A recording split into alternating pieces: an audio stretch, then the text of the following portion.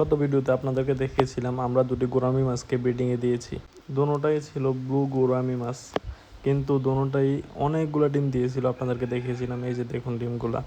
তো এই সবগুলো ডিম ওরা নষ্ট করে ফেলছিল। সবগুলো ডিম নষ্ট করার পরে আমি ভাবছি যে ওদেরকে কি করা যায়। পরে আমাদের এখানে আরও ডিম সহ একটু ওই যে ইয়েলো গোরামি ছিল। তো আমরা এখান থেকে একটা ইয়েলো গোরামি নিলাম এবং কি ব্লু গোরামি নিয়ে তাদেরকে আবার দ্বিতীয়বার ব্রিডিংয়ের জন্য ওইখানে দিয়ে দিছি।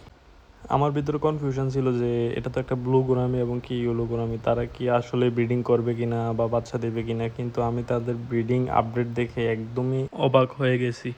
এই যে বাটিতে দেখতেছেন গুঁড়া গুঁড়া সবগুলোই বাচ্চা। এখানে প্রায় অনেকগুলো বাচ্চা আছে। আমি পানি থেকে অল্প একটু পানি উঠেছি, এর মধ্যে এতগুলো বাচ্চা ছিল।